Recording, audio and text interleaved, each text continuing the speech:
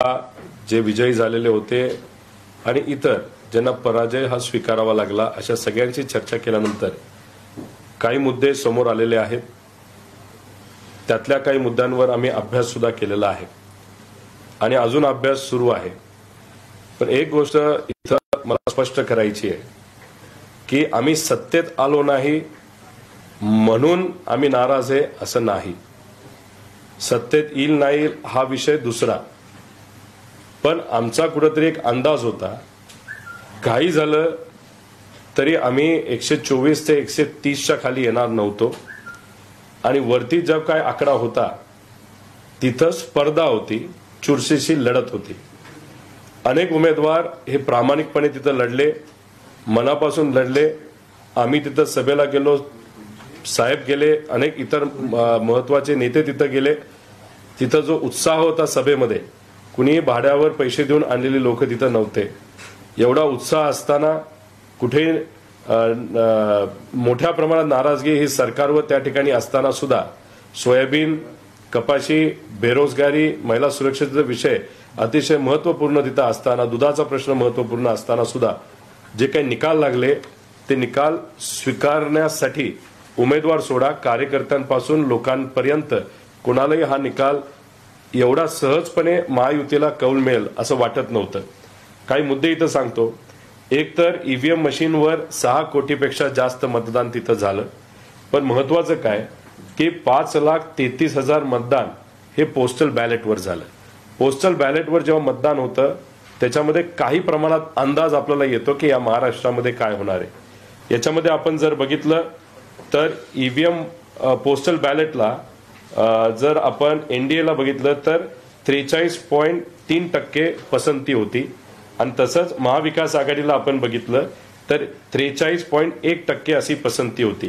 पण जेव्हा ईव्हीएम मशीनकडे आपण वळलो आणि ईव्हीएम मशीनची मतमोजणी सुरू झाली तेव्हा आपण जर बघितलं तर 49.5% हे एनडीएकडे गेलं आणि तिथं आम्ही 43 वरून डायरेक्ट 35 वर तिथं आलो। म्हणजे 0.2% बॅलेटवर आमचा फरक होता महायुतीने आमच्या, तो डायरेक्ट 14% तिथं गेला। आता ह्याच्यामध्ये आपण आकडेवारी जर घेतली आमदारकीची तर असा अंदाज होता की एनडीएचे 141 उमेदवार निवडून येतील आणि त्याच्यामध्ये आमचे 137च्या आसपास उमेदवार निवडून येतील बॅलेट पेपरच्या अनुषंगाने। कारण का सर्वे आपण जेव्हा करतो तेव्हा 1,50,000 नाही तर 2 लाख असे सॅम्पल घेतो, त्याच्यावरनं आपण अंदाज काढतो महिला पुरुषचा प्रॉपर मिक्स करून की कुठली पार्टी सत्तेत येईल, त्याला आपण प्री पोल पोस्ट पोल अशा पद्धतीने तिथं म्हणत असतो।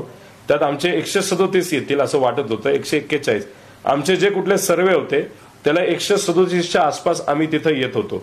पण जेव्हा ईव्हीएम मशीन सुरू झाले तेव्हा क्लीन स्वीप म्हणजे 234 हे महायुतीचे निवडून आले आणि आम्ही डायरेक्ट 50 वर तिथं आलो।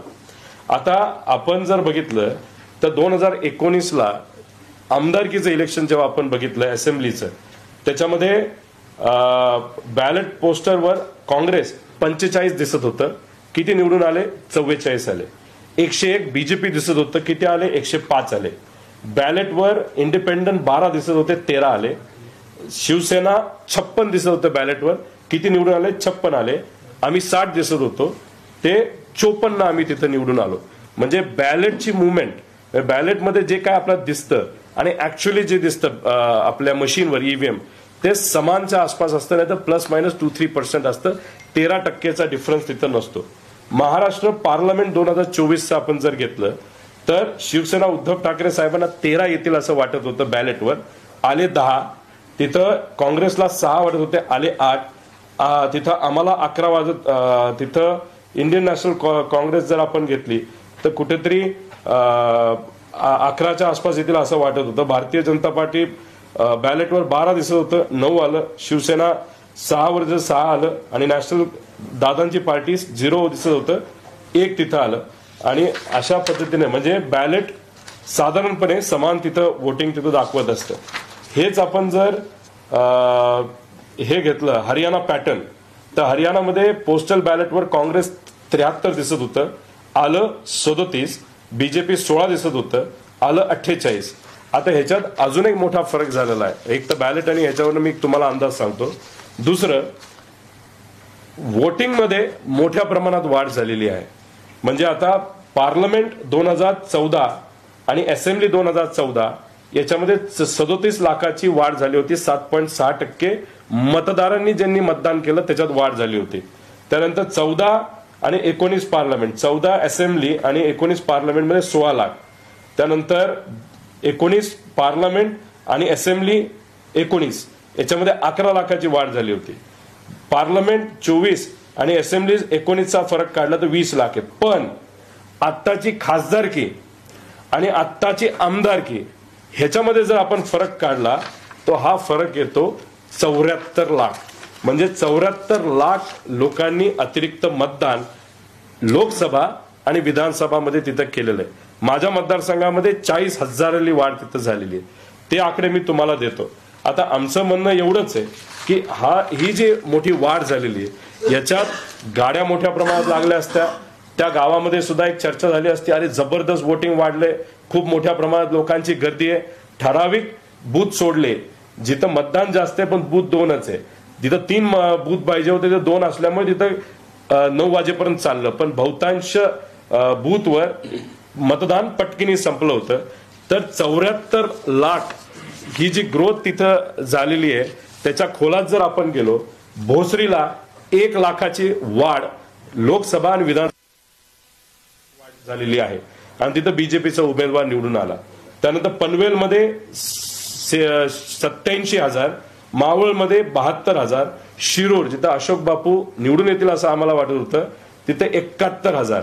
आणि ही मेजॉरिटी जी वाढ झाली जिथं जिथं झालेली आहे तिथं महायुतीचा उमेदवार मोठ्या प्रमाणात निवडून आलेला आहे. तुम्ही जर सोशल मीडिया नाही तर टीव्हीवर काही चर्चा बघितल्या, शिर्डीमध्ये काही विद्यार्थ्यांनी मतदान केलं अशी तुम्ही चर्चा ऐकलेली आहे. काही जसं आपलं कन्नड आहे तिथं जेवढं मतदान आहे त्याच्यापेक्षा कितीतरी जास्त मतदान ईव्हीएम वर झालंय. त्यात ईसीआय म्हणजे इलेक्शन कमिशनने एक्सप्लेनेशन दिलं, पण ते एक्सप्लेनेशन सुद्धा आपण टॅली केलं. त्याच्या मोठ्या प्रमाणात तिथं आपल्याला फरक हा त्या ठिकाणी दिसतोय. आता ह्याच्यामध्ये आपण जर बघितलं तर पोस्टलवर 56% भाजप दिसत होतं, ईव्हीएम मध्ये डायरेक्ट 90%वर गेलंय. शिंदे गट 35% पोस्टलवर दिसत होतं, डायरेक्ट 70%वर गेलंय. अजितदादा 40% दिसत होतं, 69 वर गेलंय. आणि आम्ही बघितलं काँग्रेस 55% दिसत होतं, 14 वर आले. ठाकरे 68% दिसत होतं, 21 वर आले. आणि पवार गट 43 वरनं डायरेक्ट 11%वर तिथं आलेलं आहे. त्यामुळे हे मोठे तिथं फरक आहेत. त्याच्याच बरोबर ईव्हीएम मध्ये काही गोष्टी म्हणजे 95 मतदारसंघ आहे ज्याच्यामध्ये 19 मतदारसंघात ईव्हीएम मध्ये जास्त मतं आढळली आणि 76 मतदारसंघ असेल ज्याच्यामध्ये ईव्हीएम मध्ये कमी मतं आढळली. असे 95 एका न्यूज चॅनलनी सुद्धा ते कव्हर केलं होतं. 95 ठिकाणी तिथं मतामध्ये फरक जाणवत होता मशीन आणि ऍक्च्युअल C17 मध्ये. पण त्यात बघितलं 84 ठिकाणी एनडीए जिंकलंय, 10 ठिकाणी एमव्हीए जिंकलंय आणि एका ठिकाणी AMIM तिथं जिंकलेलं आपण सगळे बघू शकतो. त्याच्याच बरोबर काही मतदारसंघामध्ये कराड उत्तर बाळासाहेब पाटील 90,935, पाटण सत्यजित पाटणकर 9,935, दोघांना सेम. त्यानंतर कराड दक्षिण 1,01,50 हे पृथ्वीराज चव्हाणांना. प्रभाकर गारगे सातारा जिल्हा 1,03,46, तसंच कोरेगावला, तसंच फलटणला, तसंच नाशिक जिल्ह्यामध्ये सुहास कांदे 1,38,000, माणिकराव कोकाटे 1,38,565, नरहरी झिरवळ 1,38,622, छगन भुजबळ साहेब 1,35,023. त्याच्याबरोबर आपण हिरानाम खोसकर 11,75,75, नितीन पवार 11,19,19, दिलीप बनकर 1,20, राहुल असं जर आपण बघितलं तर याच्यामध्ये कुठं ना कुठंतरी एक प्रेडिक्टेड लॉजिकचा वापर जर केला असेल मशीनमध्ये तर मग अशा पद्धतीने आकडेवारी येऊ शकते असं काही तज्ज्ञांचं तिथं मत आहे. अणुशक्ती नगरला सुद्धा 17व्यापर्यंत आमचा उमेदवार हा प्लस होता. पण नंतर जर आपण बघितलं जेव्हा विरोधी पक्षाचे उमेदवार हे तिथं बूथवर आले म्हणजे बूथ मोजणीच्या इथं, त्यानंतर त्यांचं म्हणजे आमचं मतदान कमी झालं आणि आमच्या विरोधकाचं मतदान त्या ठिकाणी कुठेतरी वाढलेलं आहे. त्याच्याच बरोबर बॅटरीचं प्रमाण जर बघितलं तर त्यांनी सांगितली बॅटरी फार पॉवरफुल होती म्हणून मतमोजणीच्या दिवशी 99% बॅटऱ्या आपल्याला सापडल्या. मग आम्हाला प्रश्न असा आहे की मग काही ठिकाणी 70% होती, काही ठिकाणी 76% होती, 80% होती आणि काही ठिकाणी बॅटरी 0% गेली होती. मग तुम्ही 99ला जे लॉजिक देता बॅटरी जबरदस्त आहे, तेच लॉजिक खरं जर बघायला गेलं तर बाकीच्याला ते लॉजिक बसत नाही. तर आमच्या सगळ्यांचं असं मत आहे की याच्यामध्ये जी काय तफावत ही मोठ्या प्रमाणात या सगळ्या विषयामध्ये तिथे येत आहे, याच्यावर योग्य अशी एक्सप्लेनेशन येण्याची जरूरत आहे. आमचं मत आम्ही रडीचा डाव खेळतोय असं अजिबात नाही, पण उमेदवारांना आम्ही जवळून ओळखतो. ज्या पद्धतीने त्यांनी प्रसार केलाय, लोकांपर्यंत गेलेले आहेत. 2019ला काही उमेदवार आमचे हारले होते, पण त्यावेळेस त्यांनी कुठेही असं मन व्यक्त केलं नाही अरे आम्ही हारायला नको पाहिजे होतो. ते म्हणाले आम्ही कुठेतरी कमी पडलो. पण आज जर बघितलं की 5 वर्ष त्या लोकांनी सत्ता नसताना सुद्धा काम केलं, पण तरी सुद्धा ते आज हारलेले आहेत आणि मोठ्या मोठ्या मार्जिनने तिथं हारलेले आहेत. त्यामुळे आमच्या सगळ्यांचं मत असं आहे की इलेक्शन कमिशननी आमची एक मागणी मान्य करावी. 4 दिवसासाठी मोठे कॅमेरे लावा, भारी कॅमेरे लावा. ज्या ठिकाणी तुम्हाला ईव्हीएम आम्ही सांगू ते ईव्हीएम तुम्हाला द्यायचे, तिथं ते ईव्हीएम आम्ही खोलणार, बघणार, आमचे तज्ज्ञ येणार. जे काय आमचे डाऊट्स आहेत, ज्याच्यामध्ये आता ते काय म्हणतात हे इंटरनेटला कनेक्टेड नाही म्हणून हे मॅन्युप्युलेट होऊ शकत नाही, पण बेरूटला पेजर हे जे डिव्हाइस आहे ते इंटरनेटचं डिव्हाइस नाहीये, ते साधं जीएसएम वर चालणारं डिव्हाइस आहे. जसं आपलं ईव्हीएम मशीन चालतं. टेररिस्ट लोकांनी ते पेजर हे हॅक केलं. एका वेळेस बेरूटला सगळे पेजर तिथं फुटले आणि लोकांचा मृत्यू त्याच्यामध्ये झाला. म्हणजे इंटरनेटला कनेक्ट नसणारा डिव्हाइस हे सुद्धा हॅक होऊ शकतं, बाहेरून मॅनेज होऊ शकतं. हे बेरूटला तिथं आपल्याला जाणवलं आहे. त्यामुळे इलेक्शन कमिशनला आमची विनंती आहे की कृपा करून आम्हाला हे सगळे मशीन्स बघायचे, जे आमच्या सगळ्यांचे डाऊट्स आहेत ते आम्हाला क्लिअर करायचे. आता ह्याच्यात झालं असं आहे की आता येणाऱ्या महानगरपालिका, जिल्हा परिषद, पंचायत समिती याच्यामध्ये आता लोक म्हणायला लागली की जर अशा पद्धतीने ईव्हीएम हॅक केले जातील, आम्हाला वाटत नव्हतं महायुती एवढ्या मोठ्यापर्यंत 220 पेक्षा जास्त उमेदवार त्यांचे निवडून येतील, 140, 144, 135च्या आसपास ते अडकतील. असं असताना सुद्धा तिथं वन साइडेड इलेक्शन झालेलं आहे. नक्कीच ईव्हीएम मध्ये काहीतरी झालेलं आहे. हे डाऊट लोकशाहीसाठी योग्य नाही. त्यामुळे इलेक्शन कमिशनने ते मशीन आम्हाला देऊन त्याची चिकित्सा, त्याचं इन्व्हेस्टिगेशन, त्याचं पोस्टमॉर्टम हे आमच्या तज्ज्ञांच्या मदतीने कॅमेराच्या खाली मीडियाला सुद्धा तिथं परवानगी द्या. जे जे काय आमचे डाऊट आहेत ते सर्व डाऊट आम्हाला बघायचे, पण मशीन जे आम्ही मागू तेच मशीन आम्हाला तिथं दिले पाहिजे अशी विनंती इथं खरं तर आम्ही देतो. त्याच्याचबरोबर आपण जर बघितलं तर लोकसभेला जे मतदान झालं, ज्या पद्धतीने झालं, कसं झालं याचा अंदाज आम्हाला आहे. आणि मी मगाशी जी आकडेवारी दाखवली की गेल्या वेळेस जे पार्लमेंटरी इलेक्शन झालं म्हणजे लोकसभेचं आणि जे आत्ता झालं त्याच्यामध्ये मतदानात खूप मोठा फरक नाहीये. पण आत्ता आपण लोकसभेचं इलेक्शन आणि विधानसभेचं इलेक्शन बघितलं तर आजपर्यंत इतिहासात सगळ्यात जास्त वाढ 13% वाढ तिथं झालेली आहे. ते अननॅचरल आहे. ते कुठंतरी एक डाऊट घेण्यासारखं आहे. नाहीतर काही लोक म्हणतील मग तुम्ही लोकसभेचा निकाल स्वीकारता आणि विधानसभेचा नाकारता. आता याच्यामध्ये आपण जर बघितलं तर इथं जे जम्मू काश्मीरमध्ये इलेक्शन झालं त्याच्यामध्ये फक्त 28 ठिकाणी बीजेपीने उमेदवार दिले होते. त्यात 23 उमेदवार हे मुस्लिम उमेदवार होते. पण बाकी ठिकाणी त्यांनी एक सुद्धा उमेदवार दिला नाही जिथं मुस्लिम मतदार हे जास्त आहेत, 98%, 99%. तसंच आपल्या या महाराष्ट्रामध्ये सुद्धा जर आपण बघितलं तर जिथं कुठलं ते 98% मुस्लिम मतदान मालेगाव सेंट्रल मध्ये, तिथं कुठेही काय गडबड झाली असं आमचं मत नाही. त्याचं मुख्य कारण जर तिथं गडबड झाली असती ती गडबड लगेच आपल्याला सापडली असती, समोर आली असती. तिथं गडबड नाही. पण आमचं असं मत आहे, शंका आहे की बाकी ठिकाणी कदाचित गडबड ही झाली असावी. आमचं डाऊट हे येत्या काळामध्ये पुढच्या काही दिवसांमध्ये साफ केलं पाहिजे. आश्चर्य असं की आम्ही सुप्रीम कोर्टात जातो, हायकोर्टात जातो, तेव्हा आमचा एखाद्या निकालसाठी आम्हाला 3-3 वर्ष थांबावं लागतं. काल सुमोटो हायकोर्ट का सुप्रीम कोर्टाने एक जुनी कुठली ती याचिका काढली आणि लगेच काल त्यांनी सांगितलं की आमच्याकडे तुम्ही येऊ नका. म्हणजे आश्चर्य असं आहे की ज्याच्यावर आम्ही विश्वास ठेवतो, ज्युडिशरी नाहीतर आपली न्याय व्यवस्था, त्यांनी काल अचानक स्वतः सांगितलं आमच्याकडे तुम्ही येऊ नका. म्हणजे हे जे काय चाललंय ते चुकीचं चाललेलं आहे.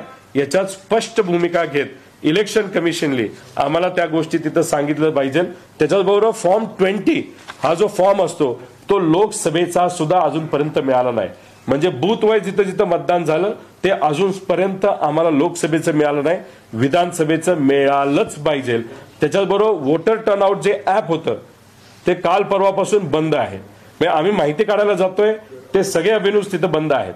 त्यामुळे आम्ही ज्या बूथवर आम्ही संवेदनशील बूथ सांगितले, जिथं आम्ही सीसीटीव्ही कॅमेरे लावा असं सांगितलेलं आहे, आता तिथं सुद्धा आम्ही विनंती केलेली त्या सीसीटीव्ही कॅमेऱ्याचं फुटेज आम्हाला पाहिजे। C17 आमच्याकडे असतात, 17A हा जो फॉर्म असतो तो आम्हाला तिथं लागणार आहे, 20 नंबरचा फॉर्म आम्हाला तिथं लागणार आहे। जे जे काय उमेदवार मागतील, आमची पार्टी मागेल ते आम्हाला द्यावं, आणि ते जे मशीन आहे त्या मशीनचं पोस्टमॉर्टम हे सामान्य लोकांच्या समोर व्हिडिओवर आणि तिथं असणाऱ्या कॅमेरा समोर आणि आमच्या तज्ज्ञांच्या समोर हे 4 ते 5 दिवसामध्ये झालं पाहिजे। गेल्या वेळेस संधी दिली होती, 15 मिनिटांसाठी दिली होती, 15 मिनिटात आपल्याला काही स्पष्ट होत नाही। त्यामुळे आम्ही तज्ज्ञ आणू, हिंमत असेल तर इलेक्शन कमिशनली आम्ही सांगेल ते ईव्हीएम पुढे आणत त्याच्यावर चर्चा करण्याची खऱ्या अर्थाने तिथं जरूरत आहे। आणि त्याच्यात जर आपण बघितलं तर लोकांचं मत असं आहे की जे काय मतदानामध्ये वाढ झालेली आहे त्याच्यातलं काही मतदान हे मशीनली स्वतःहून त्या ठिकाणी कदाचित केलं असावं, असं काही कार्यकर्ते आणि उमेदवारांचं तिथं मत आहे ज्यांना पराजय स्वीकारावा लागला। त्यामुळे कन्फ्युजन न ठेवता, लोकशाही धोक्यात न आणता याच्यावर क्लॅरिटी ही आणायलाच पाहिजे असं आमच्या सगळ्यांचं मत आहे। तुम्ही जर छोटंसं उदाहरण घेतलं, एका पक्ष जे महायुतीमध्ये त्यांचे प्रवक्ते आणि ते सुद्धा मोठ्या नेत्या ह्या टीव्हीवर आल्या होत्या, 7:30 वाजता त्यांना कोणीतरी विचारलं की तुमचे किती उमेदवार निवडून येतील, त्यावेळेस त्यांनी सांगितलं होतं 15 ते 18 हे महायुतीच्या एका घटक पक्षाने आमचे उमेदवार निवडून येतील असं सांगितलं होतं। त्यांचा आकडा आता 40-42च्या पुढे गेलेला आहे। आता ह्याच्यात जर नेते आणि पदाधिकारी प्रवक्त्यांनाच कॉन्फिडन्स नव्हता आणि नंतर जे घडलं ते फार वेगळं घडलं, तर याच्या मागे कोण, ह्याच्या मागे काय आहे? आणि हे सगळ्या मशीन ज्या गुजरातवरनं आणल्या होत्या, म्हणजे आमचे सगळे प्रोजेक्ट गुजरातला गेले आणि गुजरातले आम्हाला काय दिलं असेल तर ईव्हीएम मशीन दिलं, आणि ते ईव्हीएम मशीन मधून जेव्हा वोट मोजणी झाली त्याच्यात सर्वात मोठं कन्फ्युजन आज या महाराष्ट्रामध्ये कुठेतरी आहे। त्यामुळे ईव्हीएमचं मशीन याच्यामध्ये आपल्या महाराष्ट्राची जी काही लोकशाही आज अडकली असं आपल्या सगळ्यांना म्हणावं लागेल।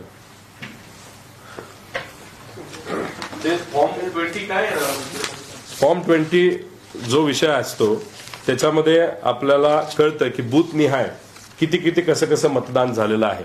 आता ह्याच्यावर क्लॅरिटी आणण्यासाठी इलेक्शन कमिशनली पुढाकार घेऊन, एक तर आमचा तो अधिकार आहे, लोकसभेला सुद्धा अधिकार होता, त्यांनी तो फॉर्म द्यायला पाहिजे होता, जो दिला नाही। आता आमची मागणी आहे लोकसभेचा पण द्यावा आणि आम्हाला आता या विधानसभेचा सुद्धा लवकरात लवकर द्यावा, तो फॉर्म त्यांच्याकडे आहे। मशीन रिपोर्ट सुद्धा आम्हाला पाहिजे, कारण बऱ्याच ठिकाणी 5:30 वाजताच मतदान बंद झालं अशी चर्चा आहे। आता ह्याच्यामध्ये कन्फ्युजन का निर्माण होतं की जेव्हा तुम्ही मशीनला मॅन्युप्युलेशन करता त्या मशीनमध्ये जे क्लॉक असतं, जे घड्याळ असतं, त्याच्यामध्ये सुद्धा मॅन्युप्युलेशन होतं। त्यामुळे मशीन रिपोर्ट आम्हाला मिळाला पाहिजे, कारण बऱ्याच ठिकाणी 5:30 वाजता पोलिंग हे बंद झालं होतं। पोलिंग 5:30, 5 नाही तर 6च्या आधी तेव्हाच बंद होतं जोपर्यंत 100% मतदान होत नाही। जर 100% मतदान तिथं झालंच नसेल, असं कुठलंच बूथ नाही जिथं 100% झाले, तरी सुद्धा 6च्या आधी तुम्ही मशीन का बंद केलं, त्याचं कारण काय होतं, या सगळ्या गोष्टींवर कुठेतरी स्पष्टता आणायची खऱ्या अर्थाने आज लोकशाही टिकवण्यासाठी आपल्या सगळ्यांना जरूरत आहे। त्याच्याचबरोबर काही टीव्ही चॅनलनी सुद्धा ईव्हीएम मशीन कसं हॅक करता येईल, आता आम्हाला सुद्धा काही लोक भेटले होते की तुम्हाला आम्ही असं असं करून देतो, मतदान वाढून देतो, मतदान कमी करून देतो, पण आम्ही लोकशाहीवर विश्वास ठेवणारे लोक असल्यामुळे त्या गोष्टींकडे आम्ही विश्वास ठेवला नाही। मग ती लोक आम्हाला भेटत असतील तर ज्यांच्याकडे पैसा आहे, जसं की आज सत्तेत असणाऱ्या लोकांकडे, तर त्यांनी त्याचा वापर का केला नसावा, त्यांच्याकडे ज्या सिस्टम्स आहेत, नाही तर ईव्हीएम मशीन बनवत असताना त्याच्यामध्ये जर काय वेळा काय गोष्टी झाल्या असतील तर ते सगळे डाऊट्स आपल्याला कुठे ते क्लिअर केले पाहिजे। याच्यात आम्ही मान्य करतो की जे काही इतर योजना आहेत सरकारच्या, समजा लाडकी बहीण योजना असेल, पैशाचा वापर, दडपशाहीचा वापर, गुंडांचा वापर, याच्यामुळे 2-3% मतं इकडे तिकडे गेली असतील, नाही तर 4% गेली असतील, पण 13, 14, 15% मतदान हे याच्यामुळे हलवू शकत नाही। आणि हे स्पष्ट आमचं मत आहे की काहीतरी वेगळं झालेलं आहे, सत्तेत येईल नाही हा प्रश्न मार्क होता, पण 120 पर्यंत तरी महाविकास आघाडी तिथं कुठे ना कुठेतरी पोचायला पाहिजे होती। आज विरोधी पक्ष नेता नाही, मग लढायचं कसं लोकांसाठी? आणि लोकांचा आता जो काही विश्वास या सिस्टमवर उडत चाललाय तो कुठेतरी हा विश्वास परत आणण्यासाठी ही चिकित्सा नाही तर पोस्टमॉर्टम मशीनचं लोकांसमोर मीडियासमोर कॅमेरासमोर ज्या पद्धतीने सुनावणी ही सुप्रीम कोर्टला टीव्ही समोर होती नाही तर मीडिया समोर होती तसंच हे सगळे मशीन काढून चेक करणं हे महत्वाचे. व्हीव्हीपॅट मॅच होणारच आहेत कारण का आमचं व्हीव्हीपॅट. अजून एक गोष्ट काही व्हिडिओज आमच्याकडे आलेत ते मी पब्लिश करेन.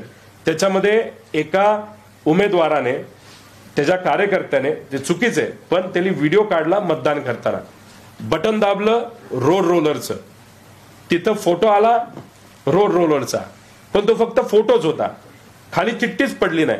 मग असं आम्ही समजायचं का आम्ही जे बटन दाबतोय आम्हाला चित्र मात्र आमचं दिसतंय पण खाली जे चिठ्ठी पडतीये चित्र आमचं पण चिठ्ठी ही भाजपची नाही तर महायुतीची असं आम्ही समजायचं का. ते या सगळ्या गोष्टी स्पष्ट झाल्या पाहिजे. लोकशाही टिकली पाहिजे नाहीतर लोकांचा विश्वास लोकशाहीवर ईव्हीएम मशीनवर इलेक्शनवर राहणार नाही. हे सगळ्यात घातक गोष्ट आहे. पैशाचा वापर अमाप झालेला आहे आणि जर पैशाचा वापर होणारच असेल तर शेतकऱ्याची पोरं नाहीतर सामान्य लोकांचं प्रतिनिधित्व करणारी लोक आध्यात्मिक क्षेत्रातील लोक नाहीतर मीडिया मध्ये सुद्धा जे इच्छुक आहेत ते इलेक्शन लढूच शकणार नाहीत कारण का एका विधानसभेच्या इलेक्शनला 25 ते 30 कोटी रुपये आज लागतात मत विकत घेण्यासाठी नेते विकत घेण्यासाठी आणि एवढा पैसा लागणार असेल तर लोकांचं प्रतिनिधित्व करणारी लोकच विधानसभेमध्ये जाणार नाही. पण शिव्या देणारे तसंच कॉन्ट्रॅक्टरची मुलं नेत्यांची मुलं बिझनेसमॅनची मुलं गुंडाशक्ती असणारी मुलं अशीच लोक नाही तर मुली अशीच लोक जर विधानसभेत जाणार असतील तर उद्या जाऊन फक्त कॉन्ट्रॅक्ट मिळावं काम मिळावं नाही तर मध्ये अधिकाऱ्यांची मुलं मुली ते आमदार होतील. गरिबाचं प्रतिनिधित्व करणारे लोक कुठेही तिथं आमदार होणार नाही. आणि कुठलीही जी स्कीम असते ज्याच्यामध्ये आपण म्हणतो की डायरेक्ट कॅश ट्रान्सफर याचा विरोध आम्ही करत नाही पण प्रॉब्लेम असा आहे की जेव्हा खऱ्या अर्थाने गरिबी ही सरकारचे काही धोरण चुकल्यामुळे जेव्हा शहरामध्ये नाही तर एखाद्या राज्यामध्ये देशामध्ये वाढते तेव्हा अचानक पैसे जेव्हा दिवाळीच्या आधी येतात तेव्हा तिथं असणारे जे कोणी मतदार आहेत ते खुश मात्र होतात. पण या विळख्यामध्ये जर आपला महाराष्ट्र पडला तर मग पुढचे 5 वर्ष आपण काहीच करायचं नाही. गरिबी वाढवायची जी वाढली आहे आपले जे पर कॅपिटल इन्कम आहे दरडोई उत्पन्न लोकांचं घटलंय गुजरातचं वाढलंय मग 4.5 वर्ष झाली की अशी एक योजना आणायची की ज्या 2000चं 3000 करायचं परत लोक खुश परत 5 वर्ष परत मग पैसे म्हणजे धोरणात्मक काहीच आपल्या राज्यात होणार नाही. फक्त कॅश ट्रान्सफर स्कीमवर जर आपलं राज्य जगवायचं असेल त्याच्यावर राजकारण करायचं असेल तर मी तुम्हाला सांगतो या महाराष्ट्राचं बिहार व्हायला वेळ लागणार नाही. एवढा विचार हा सगळ्यांनीच तिथे केला पाहिजे. आणि ईव्हीएम मशीनचं चिकित्सा ईव्हीएम मशीनचं इन्व्हेस्टिगेशन हे लोकांसमोर जाहीर मीडियासमोर तिथं झालं पाहिजे पण त्याला 3 ते 4 दिवस देण्याची विनंती या ठिकाणी मी मनापासून तिथं करत आहे. पत्र लिहितात निवडणूक आयोगाला किंवा शिष्टमंडळ नाही याच्याबद्दल काल जी चर्चा झाली जे उमेदवार असे म्हणतात की आमच्या मतदारसंघामध्ये काही अशा वेगळ्या गोष्टी झालेल्या आहेत त्यांना आम्ही वकिलांची साथ देत आम्ही कोर्टाकडे जाण्याचा विचार तिथं करत आहोत. पण आमचं एकच मत आहे की कोर्ट वगैरे हे सगळ्या गोष्टी अडकून राहणार आहेत आणि आमच्या उमेदवारांचं मत आहे की ठीक आहे निकाल लागला आम्हाला त्याचं काय म्हणणं नाही पण आमच्या कार्यकर्त्यांना आमच्या मतदारांना म्हणजे असे काही मतदारसंघ आहेत की गाव माझं आहे तिथं मी मायनस राहिलो. माझं उदाहरण नाही पण काही उमेदवारांचं आहे. मनसेचा एक उमेदवार आहे त्याच्या वॉर्डातून नाही तर त्याच्या बूथवर 4 मतदान जे व्हायला पाहिजे होतं घरातलं 4 ते सुद्धा त्याला झालेलं नाही. आणि मग दहिसरमध्ये म्हणजे त्याच्या पत्नीला त्याला दिलं नाही तर आईली दिलं नाही तर स्वतःच दिलं नाही असं परिस्थिती आज तिथं आहे. त्यामुळे हे जे कन्फ्युजन आहे हे घातक आहे. त्यामुळे हे कन्फ्युजन नसणं हे फार महत्वाचं आहे. नाहीतर उद्या जाऊन कुणीही इलेक्शनकडे फिरकणार नाही आणि हळूहळू मतदान कमी झालेलं आपल्या सगळ्यांना बघायला मिळेल. आता तुम्ही एक महत्वाचा विषय की आम्हालाही काही लोक असे भेटले होते की जे मतदान वाढून देतो असं म्हटले होते. तुम्ही त्याच वेळी त्यांना काय एक्सपोज केलं आणि त्यांना समोर का आणलं आणि हा एक भाग आणि दुसरा मग त्याच्यानंतर तुम्ही म्हणताय की ते त्यांच्याकडे गेले असण्याची शक्यता आहे. नाही तसं नाहीये. मी ते म्हणत नाही की त्यांच्याकडे गेले असावेत. एक फसवे लोक समाजामध्ये लोकांमध्ये हे मोठ्या प्रमाणात तिथं फिरत असतात आणि आमचा लोकशाहीवर विश्वास असल्यामुळे हे जे फसवे असतील ते भेटले असतील. आम्ही फक्त एवढंच त्यांना सांगितलं की हे फसवेगिरी आम्ही याच्यावर विश्वास त्या ठिकाणी ठेवणार नाही. फक्त जे सत्तेत आहेत तरी त्यांचाच वापर केला असेल असं मी म्हणणार नाही. पण ती जी कुठली सिस्टम असेल ज्याच्यामुळे त्यांना कॉन्फिडन्स होता की आम्ही हे करू शकतो ते करू शकतो. आता तुम्हीच थोडंसं उदाहरण घ्या. मुंबई तक हा जो चॅनल आहे त्यांनीच एक कुठला तरी एक व्हिडिओ सिस्टमवर टाकलेला आहे, त्याच्यामध्ये स्टिंग ऑपरेशन त्यांनी केलं असं सांगितलंय. ते तुम्ही थोडंसं डिटेलमध्ये बघून घ्या. ते स्टिंग ऑपरेशन काय होतं, कसं काय झालं, कशामुळे झालं, याचा कुठं ना कुठेतरी अंदाज तिथं घेण्याची जरूरत आहे. आमचं तिथं मत आहे. व्हीव्हीपॅट मध्ये पण चेंजेस होऊ शकतात असं तुम्ही म्हटलंय. ते व्हीव्हीपॅटच्या बाबतीत मी एवढंच म्हणतोय की फोटो दिसताना, जसं मी एक उदाहरण आहे, मी व्हिडिओ मागितलेला, तो व्हिडिओ मी उद्या पब्लिश करेल एका उत्साही कार्यकर्त्याने. खरं तर ते अलाउड नाहीये, पण तरी सुद्धा त्यांनी मोबाईल नेला, पण असतो एक जोश असतो, बघ मी माझ्या नेत्यासाठी काय केलं, त्यांनी तो व्हिडिओ काढलाय. त्या व्हिडिओमध्ये दिसतं असं की तिथं जो फोटो निघतो तो नुसतं फोटोच दिसतो, पण चिठ्ठी जी खाली पडायला पाहिजे तिची चिठ्ठी पडत नाही. मग कुठेतरी शंका अशी येते की मतदान केलं, दिसताना फोटो आम्हाला आमचा दिसला ज्याला आम्ही मतदान केलं, आणि नंतर कळतं असं की तिथं फोटो तो दिसला असला तरी चिठ्ठी खाली जी पडली ती कदाचित ही महायुतीच्या पक्षाची नाही तर भाजपची पडली असावी, असंही काही डाऊट आम्हाला त्या ठिकाणी येत आहे. 17C फॉर्म तुम्हाला दिलं होतं सर्व उमेदवारांना, तर तो टॅली होता असं तुम्ही म्हणता मतदान 78 लाख वाढलं किंवा C17 फॉर्म म्हणजे मतदान किती झालं मशीनवर, आणि आपल्या म्हणजे आपण जेव्हा मतमोजणी करतो म्हणजे त्या दिवशी मतदान किती झालं त्याचा तो पुरावा त्या ठिकाणी असतो. त्याच्यात कुणी केलं, कसं केलं अशी काही नावं तिथे लिहिलेली नसतात. फक्त मतदान किती झालं म्हणजे आपल्याला किती मशीनचा टाइम किती होता, क्लोजिंग टाइम किती होता, असं बरंच काय त्याच्यामध्ये लिहिलेलं असतं आणि सह्या असतात. बस त्याला फक्त टॅली नंबरचा असतो. विषय एवढाच आहे की समजा त्याच्यामध्ये झाले 1000 मतदान, पण त्या 1000 पैकी आम्हाला जे काय असेल की समजा फक्त 900 लोक तिथं आली, जर 100 हे कोण का मशीनलीच केलं तर काय झालं हे बघण्यासाठी सीसीटीव्ही कॅमेरा तिथं जे होते त्याचं फक्त आउटपुट तुम्ही द्या. त्या सीसीटीव्ही कॅमेराचं आम्ही आउटपुट तिथं बघू. आता काही जसं शिरूरमध्ये काही करमाळ्याची लोक तिथं आढळली, काही साताऱ्याची लोक तिथं आढळली. आता समजा शिर्डीमध्ये काही लहान कॉलेजच्या मुलांनी मतदान केलं असं तिथं शंका आहे. तर या सगळ्या गोष्टी आपल्याला बघावं लागेल. काही ठिकाणी त्याच मतदारसंघामध्ये एक व्यक्ती 2 ठिकाणी सुद्धा मतदान केलंय अशी चर्चा आहे, दुबार नावं आहेत. त्यामुळे हे सगळ्या गोष्टी कुठेतरी बघण्याची जरूरत आहे असं आमचं सगळ्यांचं मत आहे. निवडणूक आयोगाने निर्णय केलाय त्याचं म्हणणं की असं कुठेही झालेलं नाहीये आणि अजून कुठेही तक्रारी सुद्धा अशा काही कशाच्या बाबतीत हे सगळे आरोप बघा, कन्नडच्या बाबतीत त्यांनी काय सांगितलंय, लोकांनी आवाज उठवला तेवढा परत आयोग जागं झालं. त्यानंतर त्यांनी सांगितलं होतं 81 नंबर बूथवरील आकडेवारी चुकून 80वर पडली, पण त्याच्यात 81 नंबरचं चुकते ना परत. मग ते काय म्हणणार, आता 82चं 81ला पडलं, मग परत काय म्हणणार 83चं 81वर पडलं.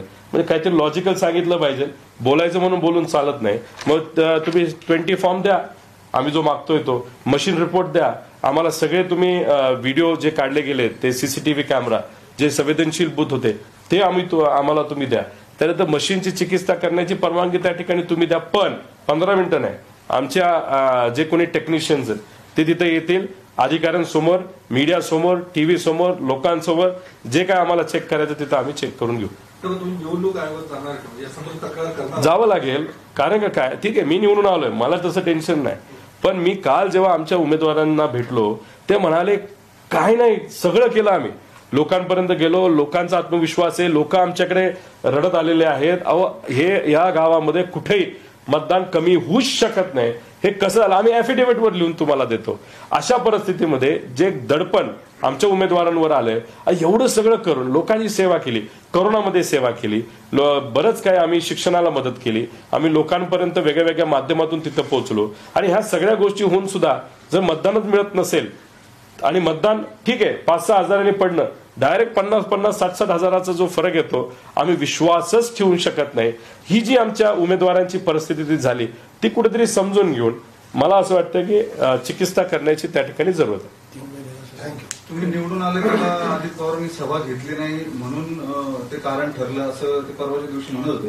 तुम्हाला तथ्य वाटतं का ते जे बोलतात? आमचं मत होतं की मोदी साहेबांची आणि अमित शहा साहेबांची जी सभा तिथं ठरली होती ती व्हायला पाहिजे होती. मग माझं मत अधिक वाढलं असतं. त्यामुळे आज कुणी काय बोलू शकतं. मग अमित शहाची सभा तिथं कॅन्सल झाली ना, का कॅन्सल झाली ते तर तुमच्याच पक्षाचे नेते. त्यानंतर देवेंद्र फडणवीस साहेब तिथं प्रचाराला का नाही आले, मग तिथं नड्डा आले हात हलवला, टाइम असताना सुद्धा हात हलवून निघून गेले. मग आता म्हणायचं का नड्डांना पाहिजे होते, राम शिंदे पडले बाहेर. उगाच काहीतरी तुम्ही विषय घेऊन तिथं बोलत आहात आणि एक वेगळं भावनिक आणि भांडवल करण्याचा प्रयत्न करत आहात. म्हणजे 2019ला असंच तुम्ही भावनिक झाला, खापर विखे पाटलांवर फोडलं, मागच्या दरवाज्यानी तुम्ही तिथं MLC घेतली, आता परत तुम्ही रडताय, MLC आहातच, आता मंत्रिपद मिळालं पाहिजे. त्यामुळे हे जे काय भावनिक नाट्य त्यांनी काल तिथं केलं, त्याच्यामध्ये आमचा प्रश्न एवढाच आहे, मग तुमचे भाजपचे मोठे मोठे नेते का तिथं तुमच्या प्रचारासाठी आले नाहीत ते तुम्ही स्पष्टपणे लोकांना सांगा. राम शिंदे नाही, अजित पवार जे बोलले त्याच्यावरती मी प्रतिक्रिया विचारत होतो तुमच्या. अजित पवार म्हटले माझी सभा झाली असती तर काय झालं असतं. आता अजितदादांच्या सभा जिथं जिथं व्हायला पाहिजे होता तिथं का नाही झालं याचाही अभ्यास आपण तिथं करूया. बारामतीमध्ये अजितदादा एकच दिवस घालवायचे, आता त्यांना 10 दिवस का तिथं घालवायला लागले याचाही आपल्याला अभ्यास करावा लागेल.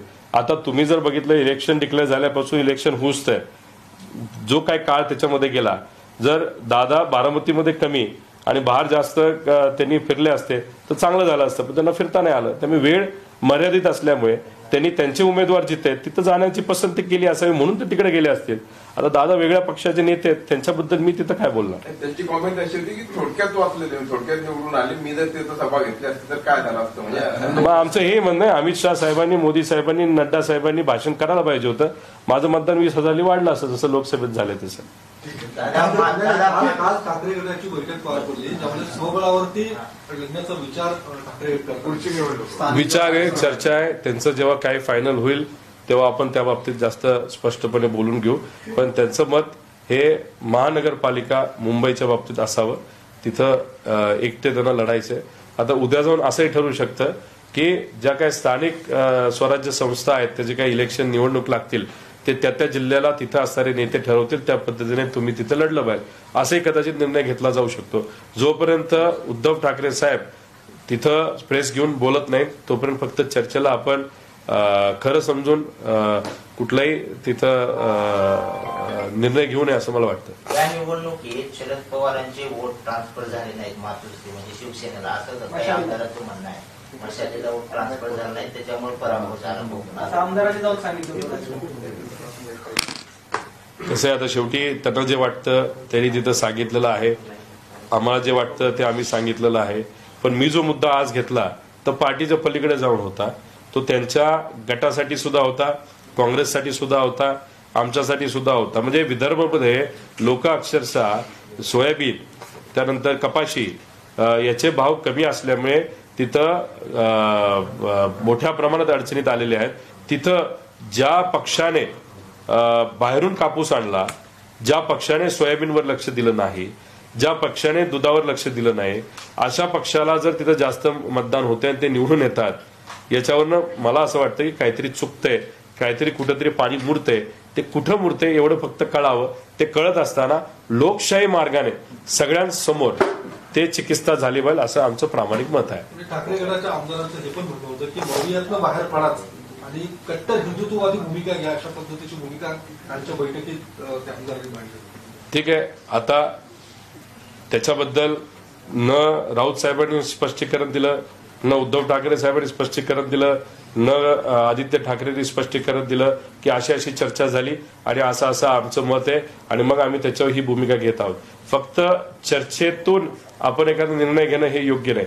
काल आमच्या बैठकीत काय चर्चा झाली ही स्वतः मी तिथं बोलून दाखवतोय आणि त्याच्यात बहुतांश ठिकाणी जे काय कन्फ्युजन आहे नाही तर डाऊट आहे ईव्हीएम मशीनचं हे मी तिथं आपल्या सगळ्यांसमोर तिथं व्यक्त केलं. ईव्हीएम संदर्भात तुमच्याकडे एवढी चर्चा झाली, त्याचवेळी मग आत्मचिंतन म्हणून बाबा आपल्या काय चुका झाल्या, उदाहरणार्थ अनेक ठिकाणी बंडखोरी आपण थांबू शकलो नाही, 20 पेक्षा जास्त ठिकाणी बहुधा तुमच्या मैत्रीपूर्ण लढती मयुवामध्येच झालेल्या आहेत. नाना पटोले आणि उद्धव ठाकरे यांच्या संदर्भात तो मुख्यमंत्री पदावरचा विषय किंवा तो संघर्ष, ह्या सगळ्या गोष्टींवरती कधी तुम्ही चिंतन करणार नाहीत का? तर बघा, याच्यावर चिंतन करायचं झालं तर 57 ठिकाणी महायुतीमध्ये बंडखोरी झाली होती, त्याचा प्रभाव त्यांना तिथं मात्र आला नाही. आणि आम्हाला जर तुम्ही बघितलं तर बंडखोरीचा खूप इम्पॅक्ट तिथं आलाय असं नाही, पण आम्हाला जे ट्रम्पेट नावाचं चिन्ह आहे त्याचा खूप मोठा इम्पॅक्ट आलाय. 11 ठिकाणी आमचे उमेदवार तिथं पडलेले आहेत, त्यामुळे त्याचा तर आम्ही अभ्यास पूर्वीपासून केलेला आहे. दुर्दैव असं यंदा सुद्धा 11 ठिकाणी आम्हाला फटका बसलेला आहे. लोकांपर्यंत जाऊन सुद्धा माझ्याच मतदारसंघामध्ये रोहित पवार नावाचा एक डमी उमेदवार जो उभा केला होता त्याला ट्रम्पेट दिलं होतं, 3,500 मतं त्यांनी खाल्ली. त्याच्याबरोबर इतर ठिकाणी सुद्धा 11 उमेदवार आमचे त्याच्यामुळे तिथं पडले, त्याच्यावर चर्चा झाली. त्याच्याच बरोबर जे काही ओबीसी मराठा हा जो वाद या महाराष्ट्रामध्ये मुद्दामून काही सत्तेत असलेल्या लोकांनी निर्माण केला आणि त्याच्यावर एक वेगळ्या पद्धतीचं राजकारण झालं, त्याच्यामुळे सुद्धा मोठ्या प्रमाणात फरक झालेला जाणवतोय. हिंदू मुस्लिम करण्याचा प्रयत्न, कटेंगे बटेंगे, ह्याचाही तिथे इम्पॅक्ट आहे. पण आणि लाडकी बहीण योजनेचा, आता ह्या सगळ्या गोष्टी घेतल्या तर ते 4 ते 5% येऊ शकतं प्लस मायनस. पण आमचं मत असं आहे की एवढा मोठा जो इतर ठिकाणी फरक झालाय, आता अशोक बापूंसारखा उमेदवार पडला पण 5,000 पडला तर आम्ही म्हणलो असतो की ठीक आहे, तो जो इम्पॅक्ट आम्ही गृहीत धरतोय तो त्याच्यामुळे डायरेक्ट 74,000 पडणं हे थोडंसं आम्हाला मान्य होत नाही. तुम्ही जर भोसरीमध्ये गेलात तर तिथं कुठलेही सर्वे तुम्ही बघा, त्याच्यामध्ये सकारात्मक सर्वे येत होते. तर डायरेक्ट 50,000चा फरक म्हणजे तिथं 1 लाखाली मतदान वाढतं आणि आमचा उमेदवार 50,000 पडतो. तसंच तिथं इतरही मतदारसंघ आपण जर घेतले तिथं त्याच बाबतीत काही घोळ झालेला आहे. त्यामुळे मला काय म्हणायचं आहे की आम्ही सगळ्यांवर चर्चा केली, सगळ्या गोष्टी, इतर गोष्टी आमच्या हातात आहेत. जी गोष्टी आमच्या हातात नाही ते ईव्हीएम. आता ईव्हीएम आमच्या हातात असलं असतं तर ते सुद्धा आम्ही टीव्ही समोर बोललो नसतो, तुमच्यापर्यंत आलो नसतो. पण ही गोष्ट इलेक्शन कमिशनच्या हातामध्ये आहे. त्यामुळे आता आम्ही तुमच्या माध्यमातून लोकांपर्यंत पोहोचतोय, लोकांकडनं सुद्धा मुवमेंट झाली पाहिजे. नाही तर 2029ला जेव्हा इलेक्शन होईल, कुणीही सामान्य कुटुंबातून एखादा व्यक्ती इलेक्शनला उभा राहू शकत नाही, अशी आजची परिस्थिती आहे. आणि जर सामान्य कुटुंबातल्या लोकांना इलेक्शनसाठी उभं राहायचं असेल तर आजच या लढ्यामध्ये सगळ्यांनी सहभाग घ्यावा. आणि आम्ही रडीचा डाव नाही, जो निकाल आहे तसाच ठेवा. आमचं काही मत नाही, फक्त आमचं मत आहे की चिकित्सा मशीनची, आम्ही सांगेल त्या मशीनची लोकांसमोर तिथं झाली पाहिजे आणि लोकांसमोर खरं काय हे आलं पाहिजे. विश्वंभर चौधरींनी 100 जागांचे अनालिसिस केले. महाविकास आघाडीच्या 100 जागांना मतविभाजनाचा फटका बसलाय असं त्यांचं म्हणणं आहे. तुम्ही तो 2 आपलं देत आहे, त्याऐवजी उमेदवार जे देण्यात आले सारख्या नावाचे असतील किंवा तिसरे चौथे उमेदवार जी मतं घेऊ शकतील 20 ते 25,000 पर्यंत, अशा 100 जागा आहेत. आणि विनिंग मार्जिन जे ते 2,500 ते 6,000च्या दरम्यान अशा 70 जागा आहेत त्या महाविकास आघाडीच्या गेलेल्या आहेत. म्हणजे त्यांचं असं म्हणणं आहे की मतविभाजन हे प्रमुख कारण दिसतंय, जे महाविकास आघाडीची स्ट्रॅटेजी फेल ठरली. म्हणजे महायुती हरियाणा पॅटर्न तिथं तुम्हाला वरचढ ठरली आहे, तुम्ही स्ट्रॅटेजीत मागे पडलात. आता ईव्हीएमच्या नावानं ओरडण्यात काही अर्थ नाहीये. नाही, काय नाव तुमचं? विश्वंभर चौधरींना मला विनंती करायची की जो काही डेटा आम्ही इथं मांडलेला आहे त्याचाही तुम्ही तिथं अभ्यास करावा. आता याच्यामध्ये जिथं आपल्याला नंबरमध्ये काही तफावत आलेली आहे त्याच्यामध्ये जर आपण बघितलं तर 94 ठिकाणी ती तफावत आली, त्यांचे 85 ठिकाणी महायुतीचे उमेदवार तिथे निवडून आले आहेत. याचाही कुठे ना कुठेतरी अभ्यास तिथं झाला पाहिजे. आणि त्याच्याच बरोबर जर ते म्हणतात ते जे आहे म्हणजे ज्याच्यामध्ये करेक्शन आपण म्हणतो ते करेक्शन जर आम्ही केलं असतं, समजा त्याच्यात आम्ही योग्य ठरलो असतो आणि ह्या ज्या गोष्टी त्या झाल्या नसत्या तर कदाचित मग आम्ही 180-190 पर्यंत गेलो असतो. मी 190, 180 नाहीतर 200च्या जागेबद्दल बोलतच नाही. करेक्शनमध्ये नाहीतर ज्या काही त्रुटी आहेत त्यात आम्ही कमी पडलो म्हणून म्हणतोय. कदाचित सत्तेत नव्हतो येणार पण 120 पर्यंत तरी पोचायला पाहिजे होतं. ते 120 पर्यंत आम्ही का पोहोचलो नाही त्याची कारणं मी सांगितली. आणि विश्वंभर चौधरींचा विषय जर आपण कन्सिडर केला ज्याच्यामध्ये आम्ही जिथं जिथं कमी पडलो ते जर आम्ही ऍड केलं आणि मशीनमध्ये ही तफावत आली नसती तर आम्ही 180 पर्यंत पोहोचलो असतो. जर तुम्ही साहेबांचा मध्ये एक रिपोर्ट आला होता, IB रिपोर्टच्या नावाखाली आला होता, नाही तर चर्चेत आला होता, नाही तर BJPचा एक रिपोर्ट आला होता लाडकी बहीण योजना येण्यापूर्वी की महाविकास आघाडीचे 180 उमेदवार तिथं निवडून येतील. आता विषय एवढा आहे की त्यांचं आणि माझं मत एकत्रित केलं, माझं करेक्शन त्यांचं करेक्शन जर आपण केलं तर आमचा आकडा 190च्या आसपास जातोय. 190चा विषय नाही, आमचा विषय 120, 25, 30, 37चा विषय आहे. त्या विषयावर जसं बॅलेट पेपरवर जे दिसतंय 137 त्याच्या आसपास आमचे उमेदवार यायला पाहिजे होते. आणि मग आमचे 137 त्यांचे 140च्या आसपास खेळ हा सर्व अपक्ष उमेदवार जे उभे राहिले त्याच्यावर तो आला असता, जी चर्चा झाली होती. आणि त्याच्यावर जर तुम्ही बघितलं तर BJP पासून सगळ्या लोकांनी म्हणजे आम्ही सुद्धा आणि अनेक इतरांनी इंडिव्हिज्युअल म्हणजे जे अपक्ष कॅन्डिडेट त्यांना फोन केले होते, त्यांना बोलवण्यात आलं होतं, चर्चा सुद्धा तिथं सुरू झाली होती. पण जो निकाल लागला तो कोणालाच हा न पचणारा निकाल लागला. आमचं मत तुम्ही आकडेवारी बदलू नका, 50लाच आम्हाला ठेवा. पण जे काही डाऊट सामान्य लोकांमध्ये आणि कार्यकर्त्यांमध्ये आलेलं आहे ते मात्र पारदर्शक पद्धतीने हे कुठेतरी लोकांसमोर क्लिअर झालं पाहिजे. नाही तर येणाऱ्या कुठल्याही निवडणूकमध्ये लढत असताना डाऊट जर डोक्यात राहिलं तर लोकशाही जिवंत राहणार नाही. लोकसभेला पश्चिम बंगाल, कर्नाटक आणि महाराष्ट्र ही 3 मोठी राज्य होती ज्याचा मोठा आकडा हा लोकसभेसाठी महत्वाचा असतो. त्यावेळी तुमच्या मनात शंका काय? दादा तुम्हाला हेच सांगितलं मी की त्यावेळेस जे मतं इन्क्रीज झाले त्या इन्क्रीजमध्ये परत एकदा आपल्याला मी सांगतो, त्याच्यामध्ये जो आकडा वाढला 2014 पार्लमेंटमध्ये 4,87,00,000 मतदार होते. 2014 असेंब्लीमध्ये विधानसभेमध्ये 5,24,00,000 होते, 37 लाख वाढले. 19ला पार्लमेंट म्हणजे लोकसभेला 5,40,40,00,000 आले. 19 असेंब्लीला 5,51,00,000 म्हणजे 10 लाख वाढले. त्यानंतर 19ला जे असेंब्ली झालं त्याच्यामध्ये 5,51,00,000 मतदान झालं. आता असेंब्ली 2024 म्हणजे आम्ही जी लढलो 6,95,00,000 गेलं. आता आम्ही डाऊट का घेत नाही, 2019ला असेंब्ली म्हणजे मी ज्याच्यात गेल्या वेळेस आमदार झालो होतो त्याच्यात आणि ज्याच्यामध्ये गेल्या वेळेस म्हणजे 31 खासदार आमचे निवडून आले त्याच्यात 5,71,00,000 20 लाख फक्त मतदान वाढलेलं आहे. 20 लाख. आता प्रश्न असा आहे की पार्लमेंट 6 महिन्यापूर्वी झाली आणि आता असेंब्ली आता आम्ही जी लढलो त्यात 74 लाख मतदान वाढलेलं आहे. त्यामुळे हा आकडा जो 20 लाखाच्या आसपास नाही तर 10 लाख नाही तर नेहमी दरवर्षी हा 5 लाखाला वाढतो ह्याच्या आसपास असला असता तर आम्ही तुम्हाला बोललोच नव्हतो, चर्चा केलीच नसती. 74 लाख मतदान मोबिलाइज करायला आपल्याला किती गाड्या लागतील? 40,000 मतदान माझ्या मतदारसंघामध्ये समजा वाढले तेवढं मतदान मोबिलाइज करायला 11,000 गाड्या लागल्या असत्या. बसेस घेतल्या असत्या तर 5,000 बसेस लागल्या असत्या. आता 74 लाख मतदान हे गावातलं मोबिलाइज झालं का बाहेरून आणलं गेलं का या तालुक्यातलं या तालुक्यात गेलं का तिथंच असणाऱ्या व्यक्ती 2 ठिकाणी मतदान केलं हे कुठेतरी आता स्पष्ट व्हायला पाहिजे असं आमचं सगळ्यांचं मत आहे. आता मुख्यमंत्री पदाबाबत घोळ सुरू आहे. एकनाथ शिंदे मुख्यमंत्री होणार नाही. नाही, आकडे जर बघितले तर भाजपचा आकडा अशा पद्धतीने आलेला आहे की एकनाथ शिंदे साहेबांनी खूप वेळ घालवला तर दादा आणि बीजेपी मिळून सत्ता स्थापन करू शकतं. दादांनी वेळ घालवला तर बीजेपी आणि एकनाथ शिंदे साहेब तिथं सत्ता स्थापन करू शकतं. त्यामुळे आता बरंच काही दिवस या गोष्टी चालतील असं नाही. खरं तर पहिल्याच दिवशी या गोष्टी व्हायला पाहिजे होत्या. उगाच रटाळ पद्धतीने खेचाखेची सुरू आहे. सगळ्यांना माहिती काय होणार आहे.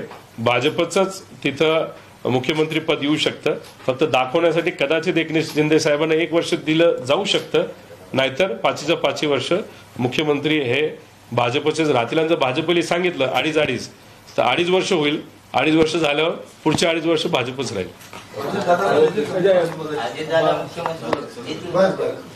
दिलं तर चांगली गोष्ट आहे. आम्ही सुद्धा त्या गोष्टीचं स्वागत करू, अभिनंदन करू. पण भाजपला तुम्ही चांगल्या पद्धतीने जर ओळखत असाल तर भाजप सहजपणे अजितदादांना मुख्यमंत्री बनवतील असं नाही. एकनाथ शिंदे साहेबांना सुद्धा बनवणार नाही. पण गेले 2.5-3 वर्ष एकनाथ शिंदे साहेब असल्यामुळे आता एकनाथ शिंदे साहेबांना मागण्याचा अधिकार आहे म्हणून फक्त ते थोडंसं पुढं मागे करत आहेत. जर त्यांना गेल्या 2.5-3 वर्षात मिळालं नसतं तर मग एकनाथ शिंदे साहेबांनी सुद्धा मागितलं नसतं.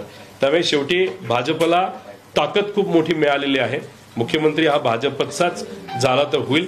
फक्त कोण होईल? देवेंद्र फडणवीस साहेब होतील का आपल्या महाराष्ट्रातलाच एक भाजपचा नेता जो 2019ला त्याला तिकीट नाही मिळालं, तो केंद्रात जाऊन त्यांनी चांगलं काम केलं, अशा व्यक्तीला दिलं जाईल हे मात्र सांगता येणार नाही. बावनकुळे असं म्हणतात की उरलेले आमदार पण आमच्याकडे येतील, जे राष्ट्रवादीचे असतील शिवसेनेचे असतील. आल्यानंतर त्या बाबतीत चर्चा करू. पालकमंत्री पदाबाबत आता म्हणजे वादविवाद सुरू झालेत. म्हणजे आम्ही मुख्यमंत्री खरं ना आता पालकमंत्री नाशिक पुणे जे महत्वाचे रायगड येतात त्यांच्यात वाद सुरू आहेत. महायुतीत खिचडी झाली असं वाटतं नाही. आता शेवटी तो त्यांचा अधिकार आहे. त्यांना मॅन्डेट तसं मिळाले, कसं मिळालं हा प्रश्न वेगळा. पण मिळालं असेल तर त्यांना कोणाला द्यायचं तर द्या. आता गेल्या वेळेस पण बऱ्याच लोकांनी कोट बीट जॅकेट शिवून ठेवलं होतं, त्यांना मिळालं नव्हतं तर त्यांचा अधिकार पहिला असावा. त्यामुळे थोडंसं वादविवाद होतील. बरीच काही चर्चा आपल्या टीव्हीवर बघायला मिळेल. जे काय आपण सोप ऑपरा ज्याला म्हणतो, नाहीतर जे काही पारंपरिक आपण चॅनल्स तिथं बघतो ते जरा काही दिवस बंद करून फक्त न्यूज चॅनल जरी बघितले तरी आपल्याला एंटरटेनमेंट पुढचे बरेच दिवस बघायला मिळेल असं मला वाटतं. इंडिव्हिज्युअल नको.